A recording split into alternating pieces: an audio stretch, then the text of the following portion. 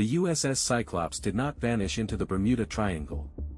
In March 1918, this United States Navy ship, 542 feet long, sailed out of Barbados into the open Atlantic and was never seen again.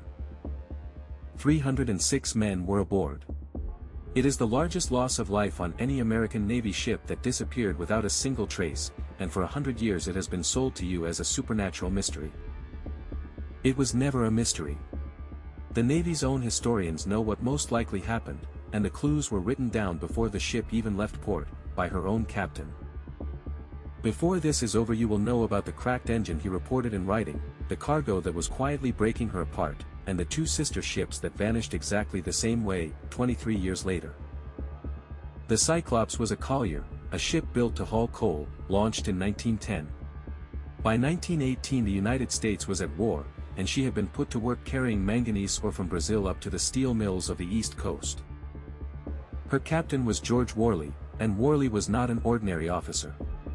He had been born Johann Friedrich Wickmann, in Germany, and had come to America as a young man, taken a new name, and worked his way up through the merchant service. He was harsh and eccentric. He was known to walk the deck in his long underwear and a derby hat, and he had once chased a junior officer with a pistol. Keep him in mind. In 1918, with America at war against Germany, a German-born captain with a temper was exactly the kind of man that rumors would later cling to. On the 16th of February, 1918, the Cyclops left Rio de Janeiro, bound for Baltimore, loaded with over 10,000 tons of manganese ore. And here begins the part of the story the legend leaves out. Before she sailed, Worley reported, in writing, that the ship's starboard engine had a cracked cylinder and could not be used. A survey board inspected her. It confirmed the damage. And it ordered her to sail home anyway, on one engine. We know all of this because a young officer named Conrad Nervik served aboard her until Rio, and decades later he wrote down exactly what he had seen. He described the ship visibly working in the swell, the deck plates grinding against each other, the whole middle of the hull rising and falling as she moved through the water. And he remembered Worley shrugging it off with a line he never forgot. She made an unscheduled stop at Barbados in early March. The American consul on the island noticed that she was sitting low in the water, her waterline above the painted mark that warns when a ship is carrying too much. He wrote it down and reported it. Then, on the 4th of March, 1918, the Cyclops left Barbados for Baltimore. She was never seen again. No wreckage was ever found. No distress call. Nothing at all. That is what the record says. Now watch how the mystery was built on top of it. Because there was no wreck and no explanation, the Cyclops was swallowed whole by the legend of the Bermuda Triangle, listed alongside every other ship and plane that ever went missing anywhere near the Atlantic. But the Bermuda Triangle was invented decades later, by magazine writers looking for a story, and the Cyclops was pulled in to pad out their list. Strip that away, and look at what the Navy's own historians actually conclude. Manganese ore is far heavier and far denser than the coal this ship was designed to carry. Loaded badly, packed into the middle of the hull, it puts enormous strain on a ship's spine. And the Cyclops was loaded by a crew whose only experienced cargo officer, the one man who truly knew how to stow that ore safely, was under arrest at the time, confined to his cabin, on Worley's own orders. And there is a deeper flaw beneath even that. A retired admiral who studied the class later pointed to the long iron beams that ran the length of these ships, the girders that formed their backbone.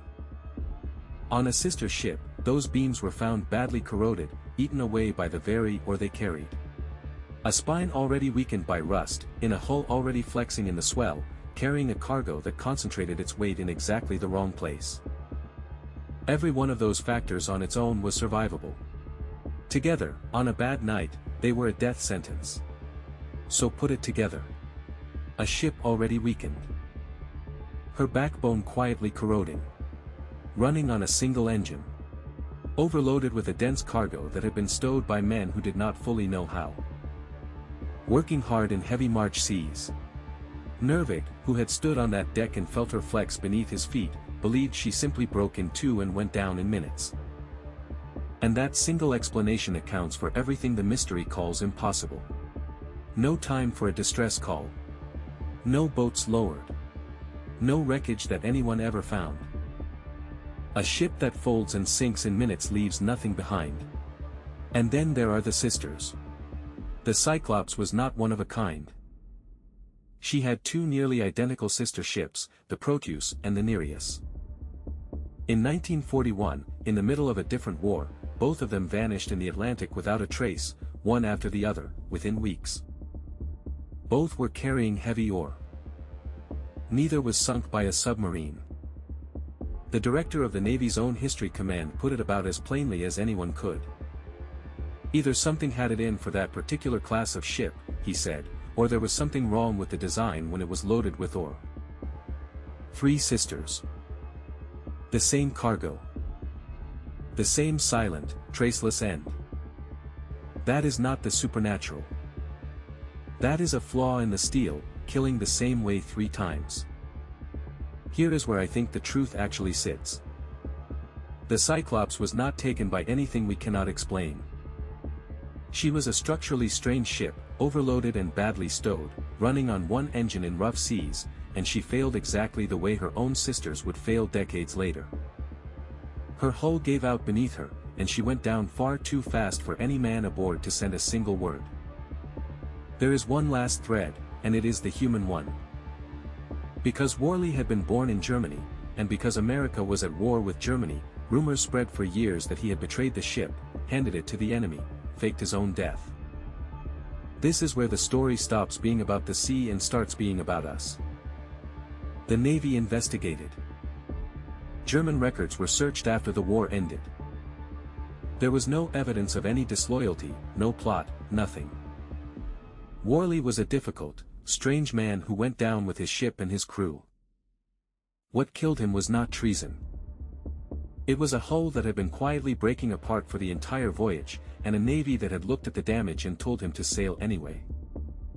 In 1845, 2 ships and 129 men sailed into the Arctic to find the Northwest Passage, and an entire empire spent the next 10 years refusing to believe the only people who knew exactly what had become of them.